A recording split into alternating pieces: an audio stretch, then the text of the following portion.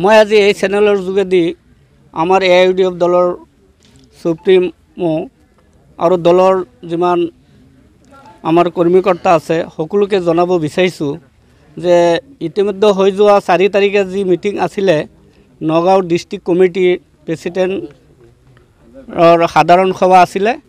সেই সভাত আমি বহুত সংখ্যা লোক 80% লোক আমি বদৰুদ্দোজা চৌধুৰীৰ পক্ষে আছিলোঁ। কিন্তু দুৰ্ভাগ্যজনক অবজাৰভাৰ দলগাঁৱৰ মুজিবুৰ ৰহমান সাহেবক দিছিলে। ইয়াত মৌলানা আব্দুল কাদিৰ কাছিমি সাহেব উপস্থিত আছিলে। তেখেত দুজনে মিছগাইড কৰি এই মতিউৰ ৰহমান যাৰ নাম শুনিলে মানুহ পলাই যায়, সি দুবাৰকৈ দলৰ পৰা নিলম্বিত হৈছিলে। তেখেতক কোনো মানুহে তাত পক্ষপাতী কৰা নাছিলে। সেইজন মানুহক প্ৰেসিডেণ্ট হিচাপে ইতিমধ্যে দলে সিদ্ধান্ত গ্ৰহণ কৰি মিডিয়াৰ যোগেদি প্ৰেৰণ কৰিছে। ইয়াৰ আগতেই আমি পৰস্পৰে গম পাই আমি এজন 25জনীয়া এটা দল প্ৰত্যেকটা আমাৰ সমষ্টিৰ প্ৰেসিডেণ্ট সেক্ৰেটাৰী দলীয় কৰ্মী লৈ 25জনীয়া এজন দল গৈ আমি আমাৰ কেন্দ্ৰীয় কমিটিৰ সাধাৰণ সম্পাদক বছিৰ কাছিমি সাহেবক আমি এটা এপ্লিকেশ্যন দিছিলোঁ। তেওঁ ৰিচিভ কৰিছিলে আৰু এই কথাখিনি আপোনালোকে যিটো সভা অনুষ্ঠিত কৰিলে এই সভাত আপোনালোকে কি সিদ্ধান্ত ল'লে? আমি আজি সেই কাৰণে এই বদৰুদ্দোজা চৌধুৰীক প্ৰেসিডেণ্ট দিয়া নাই, সেইকাৰণে ৰাইজ ক্ষুব্ধ হৈ আমি সকলোৱে বহি আজি ডিং সমষ্টিত আমি এটা আলোচনা মৰ্মে এটা মিটিং পাতি সকলো ৰাইজৰ মত সাপেক্ষে আমি সিদ্ধান্ত লৈছোঁ এই দলৰ পৰা আমি পদত্যাগ কৰিম। ইয়াত 1000 মানুহৰ ওপৰত আছে। আমি এই গোটেইকেইটা মানুহৰ প্ৰচিডিং কৰি আমি সকলোৰে সিদ্ধান্ত মৰ্মে আমি একমত হৈছোঁ যে আমি এইটো দলৰ পৰা আজিৰ পৰা পদত্যাগ কৰিম। মতিউৰ ৰহমানক সভাপতি হিচাপে নিৰ্বাচিত কৰাত আপোনালোকে ক্ষুব্ধ হৈ পেলাই দল ত্যাগ কৰিলে? ত্যাগ কৰিছোঁ, হয়।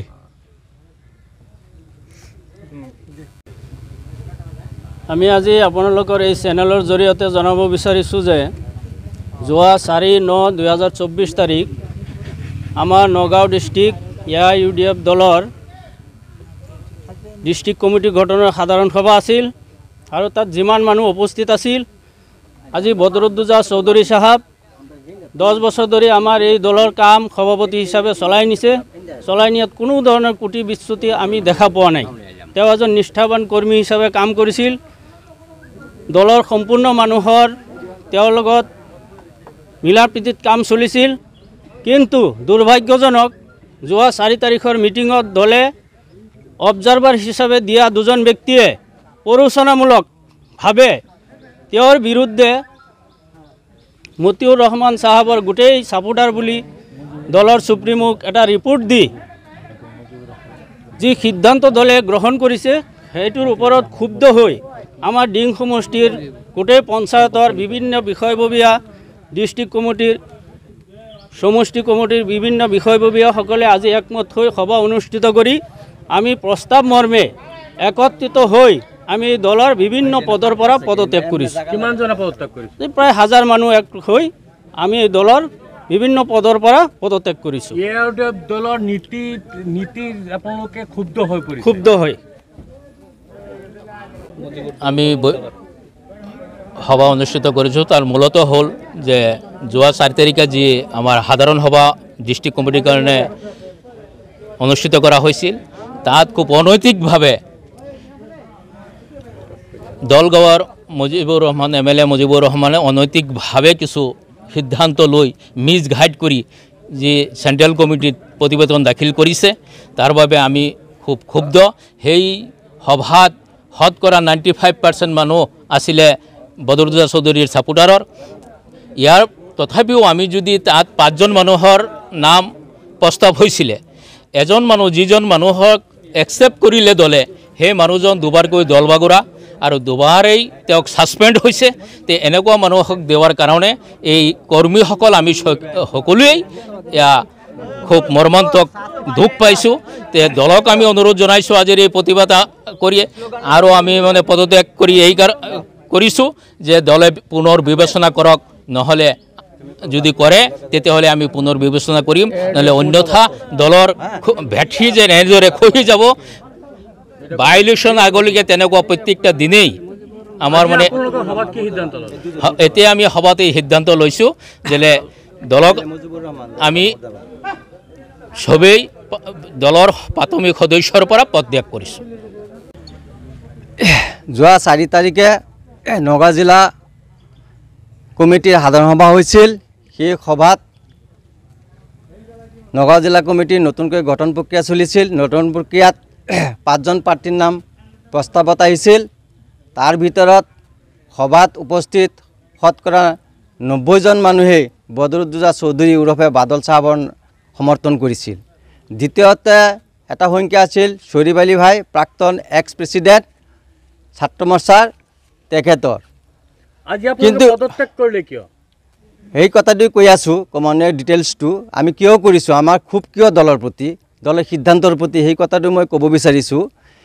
সেই সাধাৰণ সভাৰ সিদ্ধান্তটোত মিছগাইড কৰি লৈ অবজাৰ্ভাৰ মুজিবুৰ ৰহমান চাহাব, দলগাঁৱৰ MLA আৰু মতিবুৰ চাহাবৰ পৰিচালনাত দলৰ সভাপতি চাহাবে দুবাৰকৈ নিলম্বিত হোৱা মতিবুৰ ৰহমান চাহাবক, যিজন ষ্টিল নাও তেওঁক পুনৰ নিযুক্তি নিদিয়াৰ আগলৈকে যিজন নিলম্বিত হৈ আছিল, তেখেতকেই দলৰ যিটো গণতান্ত্ৰিক প্ৰক্ৰিয়াত মেজৰিটি ইজ মাষ্ট বি গান, সেই ৰুলটো নেমানি আপোনাক একপক্ষীয়ভাৱে তেখেতক সভাপতি হিচাপে নিযুক্তি দিছে। ইতিমধ্যে আমি গম পাইছোঁ ছ'চিয়েল মিডিয়া যোগে।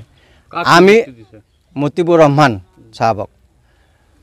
গতিকে আমি আজি ডিং বিধানসভা সমষ্টিৰ অন্তৰ্গত বিভিন্ন পঞ্চায়তৰ পৰা আমি কৰ্মীবৃন্দ একত্ৰিত হৈছোঁ আৰু এই সম্পৰ্কে আলোচনা মৰ্মে আমি সকলোৱে সিদ্ধান্ত লৈছোঁ যে আমি সমজুৱা পদত্যাগ গ্ৰহণ কৰিম। সেই সিদ্ধান্তৰ দলৰ সেই সিদ্ধান্তৰ প্ৰস্তাৱৰ এগেইনষ্টে, অনুমোদনৰ এগেইনষ্টে যিটো নেকি নীতি বহিৰ্ভূতভাৱে মতিবুৰ চাহাবক দিছে। গতিকে আমাৰ আহ্বান হ'ল একনিষ্ঠভাৱে কাম কৰি যোৱা বদৰুদ্দোজা চৌধুৰী চাহাবৰ যিটো সমৰ্থন বেছি আছিল, গতিকে বদৰুদ্দোজা চৌধুৰী বা অন্য এজনক দলৰ সভাপতি দায়িত্ব দিব লাগে নগাঁও জিলাৰ। কিন্তু যিজন দুবাৰকৈ নিলম্বিত হৈ আছে, তেখেতক দিয়াত আমি অসন্তুষ্ট। আৰু এই নীতিবদ্ধ যিহেতু তেখেত এতিয়ালৈকে নিযুক্তি নিদিয়ালৈকে তেখেত ছাছপেণ্ডেড আছিল, গতিকে আমি ইয়াৰ প্ৰতিবাদ কৰিলে দলৰ সভাপতি মহোদয়ে আমাৰ এই সমজুৱা পদত্যাগ পত্ৰৰ গ্ৰহণ মৰ্মে ছ'চিয়েল মিডিয়াৰ জৰিয়তে হওক, আমি বা ছ'চিয়েল মিডিয়া বা ইলেক্ট্ৰনিক মিডিয়াৰ যোগেদি খবৰ পাই লৈ এইটো পুনৰ বিবেচনা কৰিলে আমিও আমাৰ সিদ্ধান্তৰ পুনৰ বিবেচনা কৰিম। এইটো হ'ল আজি ইয়াত সম্ভৱ।